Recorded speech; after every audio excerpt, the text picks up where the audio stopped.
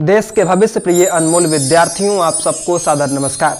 आप सबको बारंबार आभार कि आप सब अपना कीमती वक्त इस चैनल पर खर्च करते हैं और अपने बहुमूल्य समय को अपनी पढ़ाई पर खर्च करते हैं ताकि आप लोग अपने परिवार के बेहतर भविष्य का निर्माण करेंगे। आप सब बधाई के पात्र हैं। आप सब यदि अपनी पढ़ाई पर अपना समय खर्च करते हैं और बिना अनावश्यक कार्यों का, इसका सीधा सा मतलब है कि आप अपने माता पिता के एक आदर्श संतान हैं। एक ऐसी संतान जो कि आप चाह रहे हैं कि मैं अच्छा से आज पढ़ूंगा ताकि मैं अपने बेहतर परिवार के भविष्य का निर्माण करूंगा और मैं अपने बेहतर भविष्य का निर्माण करूंगा। तो आप सब इसी शुभेच्छा के साथ पढ़ते रहिए और यकीनन आज जो आप कर रहे हैं, पढ़ाई पर जो अपना समय निवेश कर रहे हैं, अभी जो आप इस वीडियो क्लिप को देख रहे हैं, इसका मतलब है कि आप अपना समय अच्छी दिशा में खर्च कर रहे हैं। तो आप लोग अपना समय अच्छी दिशा में खर्च करते रहिए और मन लगा करके अध्ययनरत रहिए। निश्चित रूप से आपका भविष्य जो होगा वह स्वर्णिम होगा। आज भूगोल के एक और अध्याय निर्माण उद्योग को मैं आपके बीच में लेकर के आया हुआ हूं और निर्माण उद्योग से जो भी इंपॉर्टेंट प्रश्न है उन प्रश्नों को आपके बीच में मैं रखूंगा। निश्चित रूप से जब आप इस वीडियोस को अंत तक देख लेंगे तो आपको वो तमाम प्रश्न सदा के लिए स्मरण हो जाएंगे।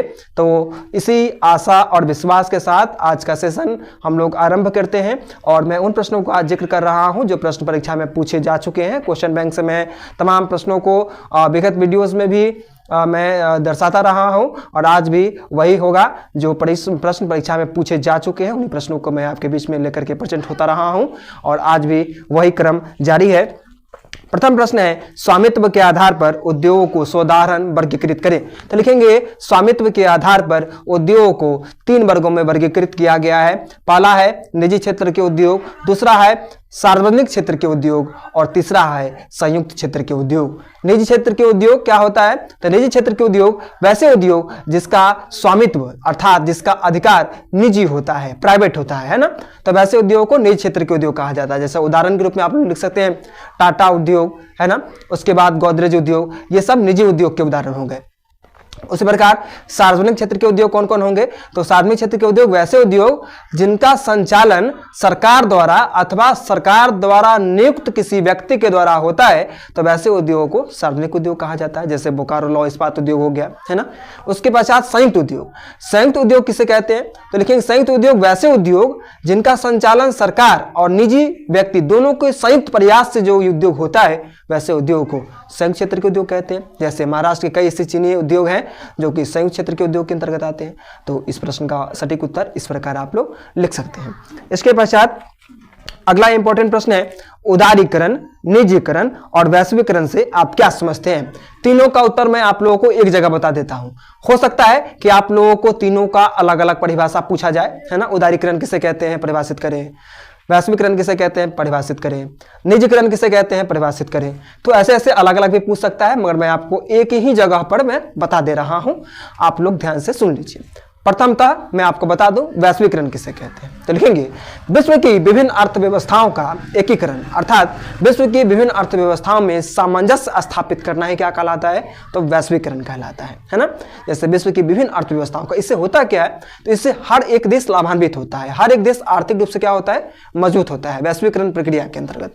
दूसरा है निजीकरण। निजीकरण के बारे में हम लोग जानते हैं। तो लिखेंगे निजीकरण एक ऐसी प्रक्रिया जिसमें सार्वजनिक क्षेत्र के अर्थात सरकारी क्षेत्र के कार्यों को निजी क्षेत्रों के बीच में क्या कर देता है? निजी क्षेत्र में समर्पित कर दिया जाता है ना। सरकारी कार्य क्रियाकलापों को निजी क्षेत्र के हाथों सौंप देना ही क्या कहलाता है? तो निजीकरण कहलाता है। उसके पश्चात आता है उदारीकरण। लिखेंगे उदारीकरण एक ऐसी प्रक्रिया जिस प्रक्रिया में सरकार क्या करती है? तो उदारता दिखाती है। उदारता दिखाने का मतलब क्या है? तो सरकार क्या करती है? तो कुछ आर्थिक क्रियाओं पर क्या करती है? तो लोगों को विशेष छूट दे देती है ना। तो उसी प्रक्रिया को क्या कहा जाता है? उदारीकरण। जैसे लाइसेंस और कोटा पर कुछ रियायतें दी जाती है, कुछ छूट दे दी जाती है, तो ये उदारीकरण की परिभाषा हो गई। तो इस प्रकार आप वैश्वीकरण, उदारीकरण और निजीकरण तीनों के विषय में आप लोग अलग अलग व्याख्या कर सकते हैं। इसके पश्चात अगला इंपॉर्टेंट प्रश्न है, सार्वजनिक और निजी उद्योग के में अंतर स्पष्ट करें। तो लिखेंगे सार्वजनिक उद्योग वैसे उद्योगों को कहा जाता है जिस उद्योग का संचालन सरकार अथवा सरकार द्वारा नियुक्त किसी व्यक्ति के द्वारा संचालित होती है, वैसे उद्योग को सार्वजनिक उद्योग कहा जाता है। और निजी उद्योग किसे कहते हैं? तो लिखेंगे निजी उद्योग वैसे उद्योग कहा जाता है जो कि निजी व्यक्ति के द्वारा, किसी न किसी निजी व्यक्ति के द्वारा, है ना, संचालित की जाती है किसी न किसी एक विशेष व्यक्ति के द्वारा, जो कि सरकार का आधिपत्य उस पर नहीं होता है।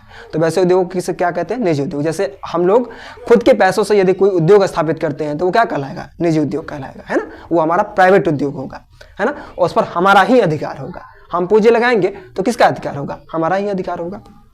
इसके पश्चात अगला इंपॉर्टेंट प्रश्न है, उपभोक्ता उद्योग किसे कहते हैं? देखिए, उपभोक्ता उद्योग को समझने से पहले हम लोग यह समझ लें कि उपभोक्ता उद्योग होता वाकई में, उसकी परिभाषा हम लोगों को परीक्षा में भी कैसे याद रहे। तो देखते होंगे आप लोग, जो दैनिक जीवन में हम लोग कुछ एक सामानों का यूज करते हैं, जैसे साबुन हो गया, है ना, खाने वाला तेल हो गया, है ना, हम लोग हेयर में ऑयल लगाते हैं, वो ऑयल हो गया, है ना, अथवा ब्रेड हो गया, अथवा और भी दैनिक उपयोग में बहुत सारी चीज़ों को हम लोग खरीद करके लाते हैं मार्केट से।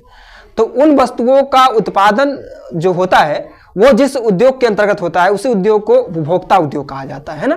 अथवा आप लोग ऐसे एग्जाम्पल के द्वारा तो आप लोग समझ ही गए होंगे, अथवा आप परिभाषा के रूप में लिखना है तो कैसे लिखेंगे? तो लिखेंगे उपभोक्ता उद्योग वैसे उद्योग को कहा जाता है जिस उद्योग के अंतर्गत जो भी वस्तुएं बनती है उन वस्तुओं का उपयोग हम अपने दैनिक जीवन में करते हैं, है ना।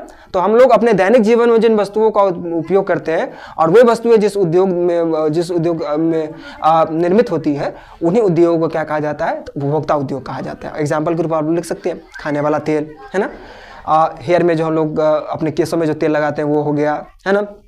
अथवा हम लोग मार्केट से क्या करते हैं? अपने लिए कपड़े लेकर के आते हैं, है ना। दैनिक जीवन में जो भी वस्तुएं आप लोग लाते हैं क्रय करके, है ना, और जो वस्तुएं जहां पर बनती हैं तो उन्हें उसे ही क्या कहा जाता है? उपभोक्ता उद्योग कहा जाता है। इसके पश्चात अगला इंपॉर्टेंट प्रश्न है, नई औद्योगिक नीतियों के मुख्य बिंदुओं का वर्णन करें। लिखेंगे नई औद्योगिक नीतियों की मुख्य बिंदु निम्नलिखित है। पहला लिखेंगे नई औद्योगिक नीति के अंतर्गत वैश्वीकरण को बढ़ावा मिला। इससे क्या हुआ? तो इससे हर देश हर राज्य क्या हुआ? तो समृद्ध हो रहा है और हुआ भी, है ना। उसके पश्चात इस नई औद्योगिक नीति के अंतर्गत में उदारीकरण को बढ़ावा मिला, जिससे लोगों को आर्थिक क्षेत्रों में कुछ विशेष छूट दी गई, है ना, उदारीकरण के अंतर्गत हुआ। उसके पश्चात निजी क्षेत्र के अंतर्गत क्या किया गया? तो कुछ एक सरकारी क्षेत्रों के कार्यों को क्या किया गया? तो निजी क्षेत्रों में आवंटित कर दिया गया। तो ये नई औद्योगिक नीति के कुछ मुख्य बिंदुएं थी। इसके पश्चात अगला इंपॉर्टेंट प्रश्न, औद्योगिक प्रदूषण हमारे जीवन को किस प्रकार प्रभावित करता है? तो लिखेंगे औद्योगिक जीवन हमारे जीवन को विभिन्न प्रकार से प्रभावित करता है। जैसे उद्योग धंधों में क्या होता है? उद्योग धंधों में बहुत सारी मशीनें लगी हुई होती हैं और उन मशीनों के द्वारा क्या होता है? उन मशीनों के द्वारा बहुत सारे प्रकार के हानिकारक कहीं न कहीं प्रदूषण फैलते हैं, हानिकारक गैसेज निकलती हैं, है ना। मशीनों के द्वारा धुएं निकलते हैं, वे धुएं क्या कर देते हैं? तो वातावरण में मिश्रित हो जाते हैं और उन्हीं हवाओं को, उन्हीं ऑक्सीजनों को हम लोग श्वास के द्वारा क्या करते हैं? अपने शरीर के अंदर ग्रहण करते हैं। इस प्रकार हमारे स्वास्थ्य पर क्या होता है? तो प्रतिकूल प्रभाव पड़ता है। आप लोग देखते होंगे कि अधिकांशतः कुछ ऐसे उद्योग धंधे होते हैं जिन उद्योग धंधों में काम करने वाले मजदूर जो होते हैं, बेशक उनको पैसे अच्छे खासे मिलते हैं मगर वो नियमित रूप से बीमार रहा करते हैं। कारण क्या होता है? तो उद्योग धंधों से में कुछ ऐसे हानिकारक गैसों का भी रिसाव होता है अथवा कुछ ऐसे हानिकारक धुएं भी निकलते हैं जो धुएं हमारे स्वास्थ्य पर क्या करते हैं? तो प्रतिकूल प्रभाव डालते हैं। स्वास्थ्य पर प्रतिकूल प्रभाव डाल ही रहे। साथ ही साथ औद्योगिक जो प्रदूषण जो है वो वातावरण को भी असंतुलित करके रखते हैं, है ना। जैसे जो भी हानिकारक धुएं होंगे वो यदि वातावरण में मिलेंगे तो वातावरण में क्या होगा? प्रदूषण फैलेगा, है ना। इस प्रकार वातावरण की जो प्रक्रियाएं हैं वो भी क्या होंगी? दूषित होंगी। तो ये सभी कारण आप लोग लिख सकते हैं जो कि हम लोगों को औद्योगिक प्रदूषण जो है हमारे दैनिक जीवन को क्या करती है? तो प्रभावित करती है। इसके पश्चात अगला इंपॉर्टेंट प्रश्न है, लोहा एवं इस्पात उद्योग को बुनियादी उद्योग क्यों कहा जाता है? लिखेंगे लोहा एवं इस्पात उद्योग को बुनियादी उद्योग इसलिए कहा जाता है क्योंकि लोहा और इस्पात उद्योग के बिना किसी भी उद्योग का संचालन कतई संभव नहीं है। बिना लोहा और इस्पात, है ना, बिना लोहा और इस्पात के इन दो के अभाव में किसी भी तीसरे कार्य को कर पाना क्या होता है? तो असंभव होता है। अधिकांश उद्योग धंधे जो होते हैं उन उद्योग धंधों में जो मशीनें भी बनी होती है उनमें किसका प्रयोग रहता है? तो उसमें लोहे का ही प्रयोग रहता है, उसमें इस्पात का ही प्रयोग रहता है। तो लोहा और इस्पात के अभाव में किसी भी उद्योग और उस उद्योग के अंतर्गत किसी भी वस्तुओं का निर्माण कर पाना असंभव होता है। इसलिए लोहा एवं इस्पात उद्योग को बुनियादी उद्योग कहा जाता है ना। इसके पश्चात अगला इंपॉर्टेंट प्रश्न है, प्रदूषण को नियंत्रित करने के उपाय को लिखें। लिखेंगे प्रदूषण को नियंत्रित करने का मूल उपाय यह है कि हम लोग पहले स्वयं जागरूक हों, हम लोग पहले अपनी शक्तियों को पहचानें, हम लोग क्या करें, तो हम लोग इस बात का हम लोगों को एहसास हो कि हमारे पास जो संसाधन है उस संसाधन का हम लोग दुरुपयोग ना करें। हमारे पास जो भी प्राकृतिक संसाधन है उस प्राकृतिक संसाधन का हम लोग उतना ही उपयोग करें जितना कि हमें आवश्यकता है। आवश्यकता से अधिक यदि संसाधनों का यदि उपयोग करेंगे तो निश्चित रूप से प्रदूषण जो है वो बढ़ेगा ही, है ना। तो प्रदूषण को नियंत्रित, जैसे प्रदूषण के कई प्रकार होते हैं, जैसे वायु प्रदूषण है, तो वायु प्रदूषण को हम लोग कैसे रोक सकते हैं। तो वायु प्रदूषण को रोकने के लिए हमें क्या करना चाहिए, तो हमें जो भी वाहन होते हैं जो कि पेट्रोल अथवा डीजल से चलते हैं, तो उन वाहनों का हमें कम से कम प्रयोग करना चाहिए। हमें किस वाहन का प्रयोग करना चाहिए, तो वैसे वाहनों का प्रयोग करना चाहिए जो कि इलेक्ट्रॉनिक्स होती हैं, है ना, जो कि विद्युत से चलती हैं, उन वाहनों का हमें यथासंभव प्रयोग करना चाहिए, है ना। उसके पश्चात इस प्रकार हम लोग वायु प्रदूषण पर हम लोग कंट्रोल ला सकते हैं। वायु प्रदूषण पर कंट्रोल लाने के लिए और हम लोग क्या कर सकते हैं, तो हम लोगों को यह करना चाहिए कि हमें अधिक से अधिक वृक्षारोपण करना चाहिए, है ना। तो इस प्रकार हम वायु प्रदूषण पर नियंत्रण ला सकते हैं। और जल प्रदूषण पर नियंत्रण लाने के लिए हम लोग को क्या करना चाहिए, तो जल प्रदूषण पर नियंत्रण हम लोग ला सकते हैं। उसके लिए हमें क्या करना चाहिए, तो नदियों में जो हम लोग माल मवेशियों को नहलाते हैं, कपड़ों को धोने का कार्य करते हैं, तो ये सब क्रियाएं हम लोग, चाहे अस्थि का विसर्जन कर दिया जाता है, तो ये सभी कार्य जो है ये नहीं करने चाहिए नदियों में। इससे क्या होगा, जल प्रदूषण नहीं होगा। ध्वनि प्रदूषण को रोकने के हम लोग क्या उपाय कर सकते हैं, तो ध्वनि प्रदूषण को रोकने के लिए हमें क्या करना चाहिए, तो ध्वनि प्रदूषण को रोकने के लिए हमें लाउड स्पीकर, जो भी तेज आवाज़ वाले जो बाजे होते हैं, उन आवाज़ों का प्रयोग नहीं करना चाहिए, है ना। इस प्रकार हम लोग ध्वनि प्रदूषण को भी रोक सकते हैं। इसके पश्चात हम लोग भूमि प्रदूषण को कैसे रोक सकते हैं, तो भूमि प्रदूषण को रोकने भी कई उपाय हैं। जो भूमि प्रदूषण को रोकने के लिए हमें क्या करना चाहिए, तो जो भी औद्योगिक कचरे होते हैं उनको सही स्थान पर निपटारा करना चाहिए।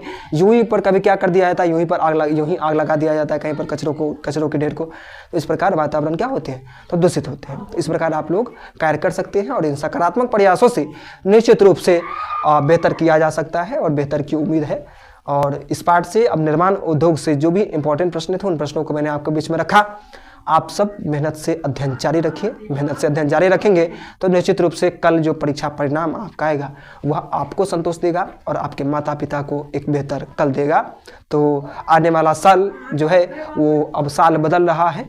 आज हम लोग वर्ष की आखिरी तारीख में जी रहे हैं, तो साल तो बदलता रहता है, हमें अपने आप को भी बदलना है, हमें अपने परिवार की स्थिति और परिस्थिति को भी बदलना है।